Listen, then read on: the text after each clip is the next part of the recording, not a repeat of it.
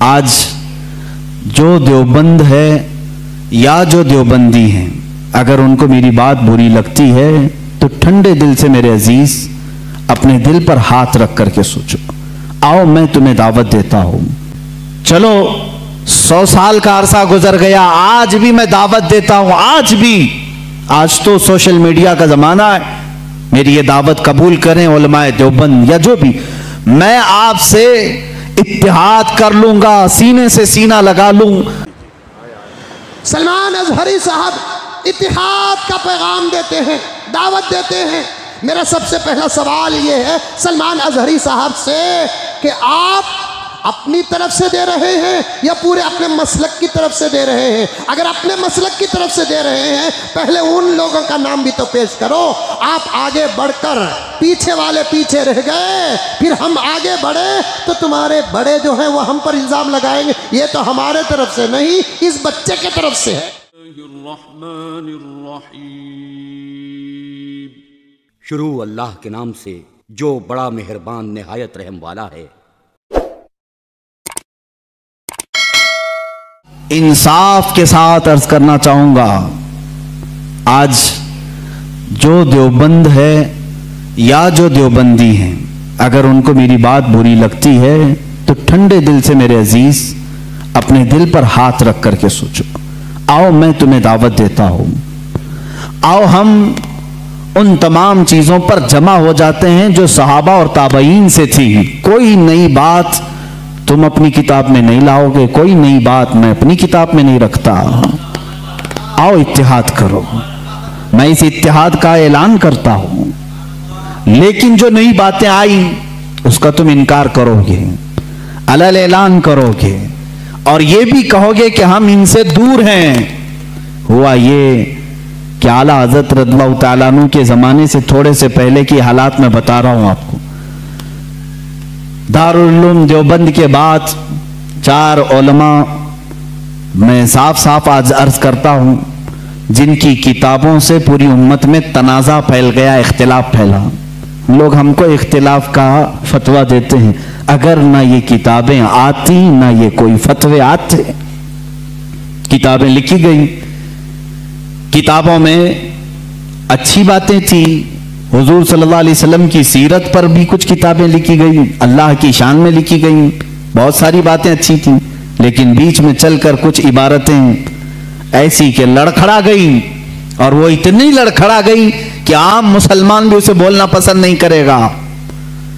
براہین قاطعہ کتاب کا نام بول رہا ہوں، تقویت الایمان کتاب کا نام ہے، تحذیر الناس کتاب کا نام ہے، حفظ الایمان کتاب کا نام ہے۔ یہ وہ کتابیں جو آج چھپی نہیں ہیں، مارکیٹ میں چھپی ہیں، ابھی بھی موجود ہیں۔ انہی کتابوں کی عبارات کی وجہ سے ہی تو یہ تنازع پھیلا پورے امت میں، اختلافات۔ اہل سنت و جماعت متحدہ متفقہ ایک ہی جماعت تھی بر صغیر میں۔ ان کتابوں کے آنے کے بعد ہوا کیا؟ ایک کتاب میں لکھا گیا اللہ جھوٹ بول سکتا ہے، نئی بات تھی۔ اس بات پر آج تک امت نے کبھی کسی بھی شیخ، کسی بھی بزرگ سلف صالحین سے مجھے عبارت لا کر کے دکھاؤ اس سے پہلے کوئی بات ہوئی تھی۔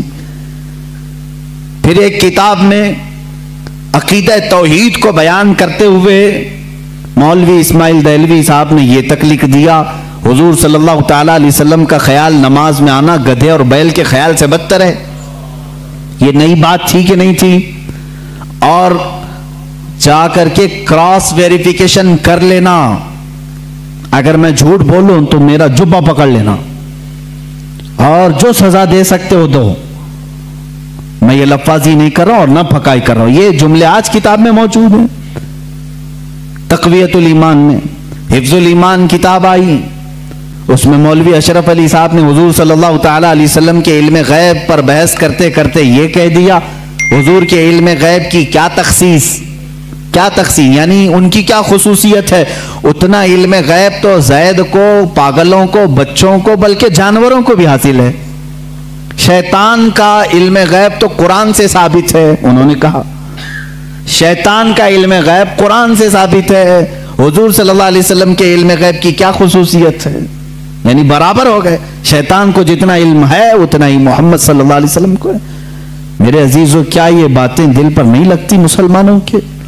یہ عبارتیں آئی، کتابوں میں لکھی گئی، اور بڑا فتنہ یہاں سے بھی ہوا مولوی قاسم نانوتوی صاحب کی کتاب سے، کہ انہوں نے یہ بھی لکھا کہ بالفرض بعد زمانے نبی کے اگر کوئی دوسرا نبی پیدا ہو گیا تو حضور کے خاتم النبیین ہونے میں کوئی فرق نہیں آئے گا.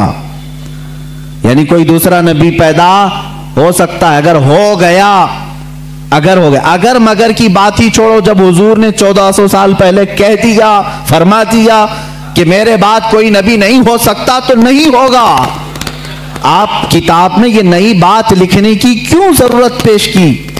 آپ کو کیوں ضرورت پیش آئی کہ اگر اب کے زمانے میں بھی کوئی نبی آئے گا تو حضور کے خاتم النبیین ہونے میں کوئی فرق نہیں آئے گا؟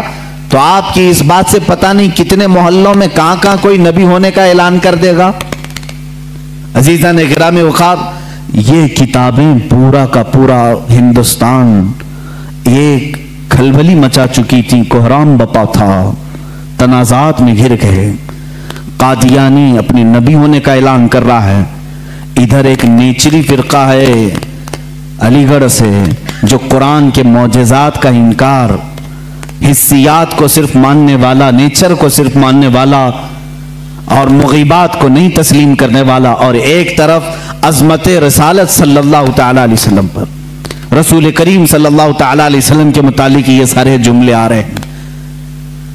چلو 100 سال کا عرصہ گزر گیا، آج بھی میں دعوت دیتا ہوں، آج تو سوشل میڈیا کا زمانہ ہے، میری یہ دعوت قبول کریں علماء دیوبند یا جو بھی، میں آپ سے اتحاد کر لوں گا، سینے سے سینہ لگا لوں، لیکن صرف یہ باتوں سے تم انکار کر دو اور کہو کہ وہی عشق رسالت ہمارے اندر ہے جو سیدنا ابو بکر صدیق میں تھا، سیدنا عمر فاروق میں تھا، عثمان ابن عفان میں تھا، حیدر کرار میں تھا، رضوان اللہ تعالی علیہ مجمعین.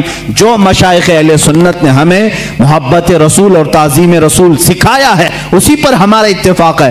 آؤ، میں سینے سے سینہ لگانے کو تیار ہوں. ہم کون سا اختلاف چاہتے ہیں آپ سے؟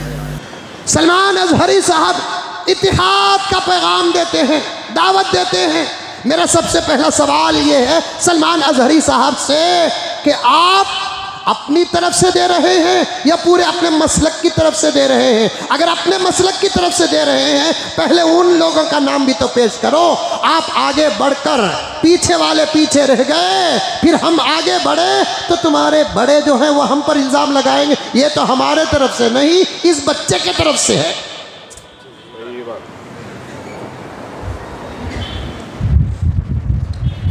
پہلے یہ بتاؤ آپ اپنے مسلک کے ہیں کیا؟ امیر ہے، رہبر ہیں، قائد ہیں، یا متفق علیہ شخصیت ہیں؟ آپ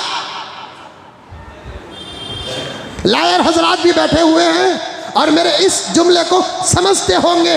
ایک میں دلیل پیش کر رہا ہوں، دعویٰ پیش کر رہا ہوں. آپ کے مسلک کے اور بھی تو بڑے ہیں نا، آپ کے مسلک کے اور بھی تو بڑے ہیں نا.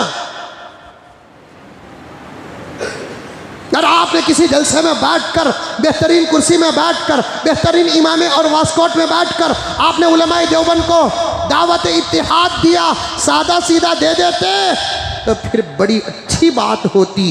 لیکن میں اس بات پر آنے سے پہلے سلمان اظہری صاحب سے میں پوچھنا چاہتا ہوں، یہ دعوت اتحاد تنہا آپ کی دعوت ہے یا آپ کے پورے مسلک کی دعوت ہے؟ اس کا تو اظہار کرو. اس کے لیے سلمان اظہری صاحب، آپ جب گرفتار ہوئے تو آپ کی گرفتاری کا درد ہم کو بھی تھا، ہم نے بھی دعائیں دی ہیں، لیکن جب بات کرنے کا موقع آتا ہے تو ہم بات حق کی کرتے ہیں. سب سے پہلے آپ اپنے مسلک کی اصلاح کیجئے، بعد میں اتحاد کی دعوت دیجئے.